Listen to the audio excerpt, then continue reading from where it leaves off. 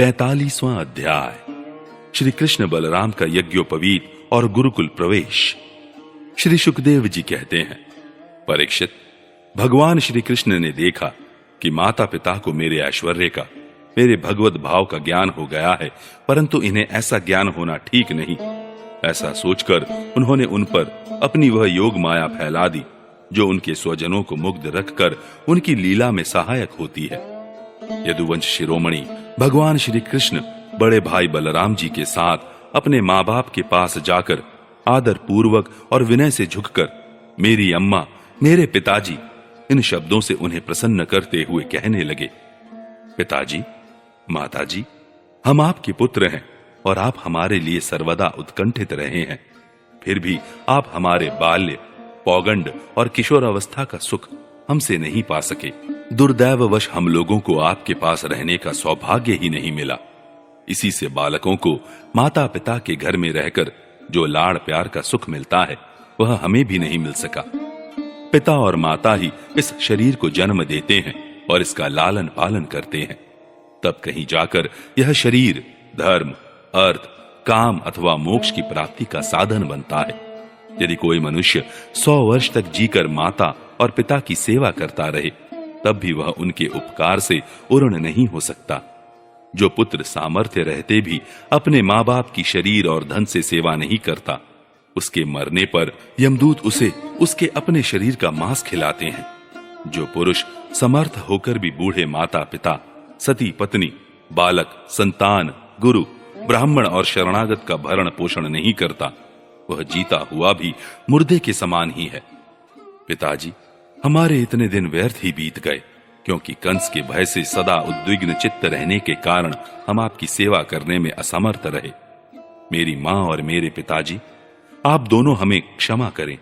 हाय, दुष्ट कंस ने आपको इतने इतने कष्ट दिए, परंतु हम परतंत्र रहने के कारण आपकी कोई सेवा शुश्रूषा न कर सके। श्री सुखदेव जी कहते हैं, परीक्षित, अपनी लीला से मनुष्य बने हुए विश्वात्मा श्री हरि की इस वाणी से मोहित हो देवकी वसुदेव ने उन्हें गोद में उठा लिया और हृदय से चिपकाकर परमानंद प्राप्त किया। राजन, वे स्नेह पाश से बंधकर पूर्णतः मोहित हो गए और आंसुओं की धारा से उनका अभिषेक करने लगे। यहां तक कि आंसुओं के कारण गला रूंध जाने से वे कुछ बोल भी न सके। देवकी नंदन भगवान श्री कृष्ण ने इस प्रकार अपने माता पिता को सांत्वना देकर अपने नाना उग्रसेन को यदुवंशियों का राजा बना दिया और उनसे कहा, महाराज, हम आपकी प्रजा हैं, आप हम लोगों पर शासन कीजिए। राजा ययाति का शाप होने के कारण यदुवंशी राज सिंहासन पर नहीं बैठ सकते। जब मैं सेवक बनकर आपकी सेवा करता रहूंगा तब बड़े बड़े देवता भी सिर झुकाकर आपको भेंट देंगे। दूसरे नरपतियों के बारे में तो कहना ही क्या है। परीक्षित, भगवान श्री कृष्ण ही सारे विश्व के विधाता हैं। उन्होंने जो कंस के भय से व्याकुल होकर इधर उधर भाग गए थे, उन यदु, वृषणी, अंधक, मधु, दाशार्ह और कुकर आदि वंशों में उत्पन्न समस्त सजातीय संबंधियों को ढूंढ ढूंढ कर बुलवाया। उन्हें घर से बाहर रहने में बड़ा क्लेश उठाना पड़ा था। भगवान ने उनका सत्कार किया, सांत्वना दी और उन्हें खूब धन संपत्ति देकर तृप्त किया तथा अपने अपने घरों में बसा दिया। अब सारे के सारे यदुवंशी भगवान श्री कृष्ण तथा बलराम जी के बाहुबल से सुरक्षित थे। उनकी कृपा से उन्हें किसी प्रकार की व्यथा नहीं थी, दुख नहीं था। उनके सारे मनोरथ सफल हो गए थे, वे कृतार्थ हो गए थे। अब वे अपने अपने घरों में आनंद से विहार करने लगे। भगवान श्री कृष्ण का वदन आनंद का सदन है। वह नित्य प्रफुल्लित, कभी न कुम्हलाने वाला कमल है। उसका सौंदर्य अपार है। सदैव हास और चितवन उस पर सदा नाचती रहती हैं। यदुवंशी दिन प्रतिदिन उसका दर्शन करके आनंदमग्न रहते हैं। मथुरा के वृद्ध पुरुष भी युवकों के समान अत्यंत बलवान और उत्साही हो गए थे, क्योंकि वे अपने नेत्रों के दोनों से बारंबार भगवान के मुखारविंद का अमृतमय मकरंद रस पान करते रहते थे। प्रिय परीक्षित, अब देवकी नंदन भगवान श्री कृष्ण और बलराम जी दोनों ही नंद बाबा के पास आए और गले लगने के बाद उनसे कहने लगे, पिताजी, आपने और मां यशोदा ने बड़े स्नेह और दुलार से हमारा लालन पालन किया है। इसमें कोई संदेह नहीं कि माता पिता संतान पर अपने शरीर से भी अधिक स्नेह करते हैं। जिन्हें पालन पोषण न कर सकने के कारण स्वजन संबंधियों ने त्याग दिया है, उन बालकों को जो लोग अपने पुत्र के समान लाड़ प्यार से पालते हैं, वे ही वास्तव में उनके माँ बाप हैं। पिताजी, अब आप लोग व्रज में जाइए। इसमें संदेह नहीं कि हमारे बिना वात्सल्य स्नेह के कारण आप लोगों को बहुत दुख होगा। यहाँ के सुहृद संबंधियों को सुखी करके हम आप लोगों से मिलने के लिए आएंगे। भगवान श्री कृष्ण ने नंद बाबा और दूसरे व्रजवासियों को इस प्रकार समझा बुझाकर बड़े आदर के साथ वस्त्र, आभूषण और अनेक धातुओं के बने बर्तन आदि देकर उनका सत्कार किया। भगवान की बात सुनकर नंद बाबा ने प्रेम से अधीर होकर दोनों भाइयों को गले लगा लिया और फिर नेत्रों में आंसू भरकर गोपों के साथ व्रज के लिए प्रस्थान किया।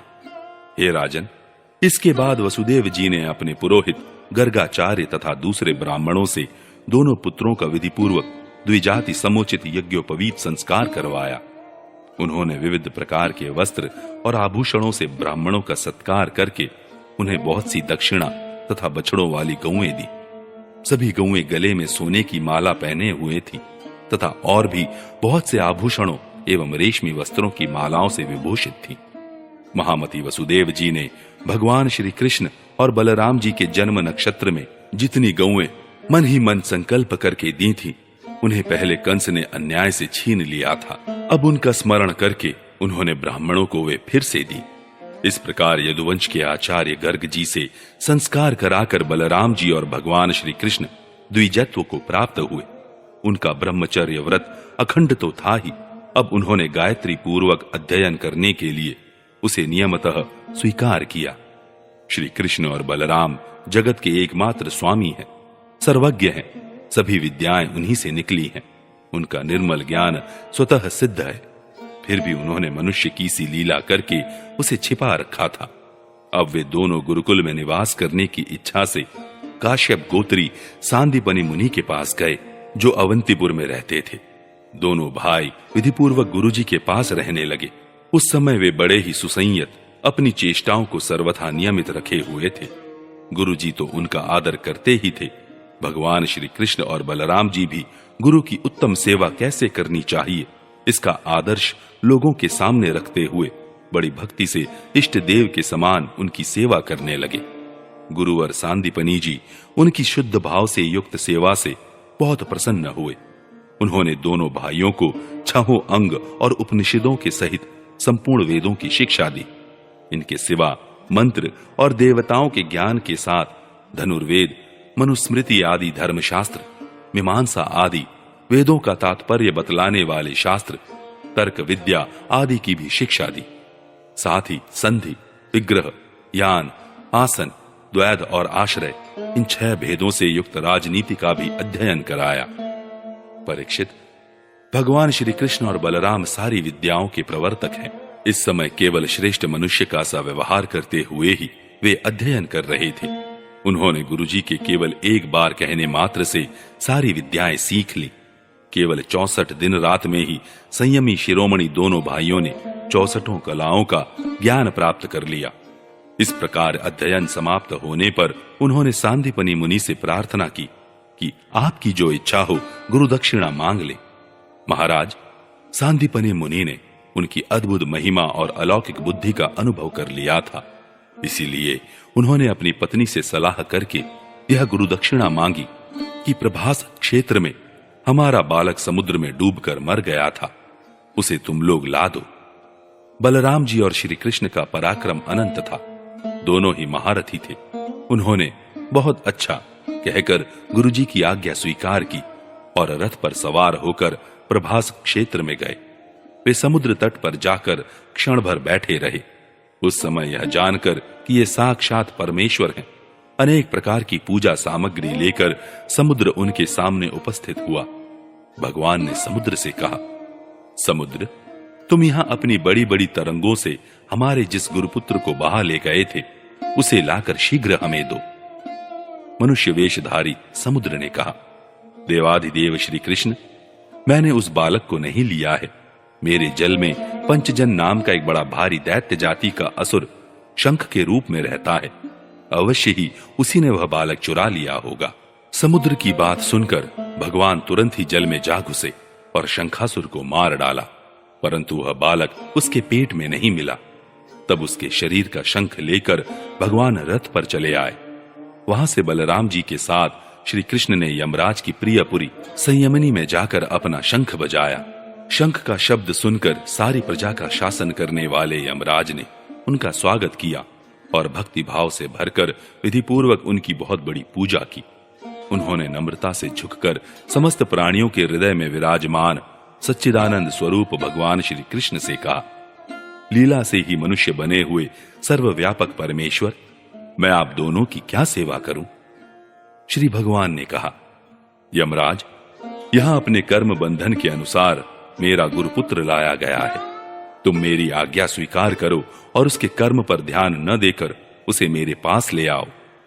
यमराज ने जो आज्ञा कहकर भगवान का आदेश स्वीकार किया और उनका गुरुपुत्र ला दिया। तब यदुवंश शिरोमणि भगवान श्री कृष्ण और बलराम जी उस बालक को लेकर उज्जैन लौट आए और उसे अपने गुरुदेव को सौंप कर कहा कि आप और जो कुछ चाहें मांग ले।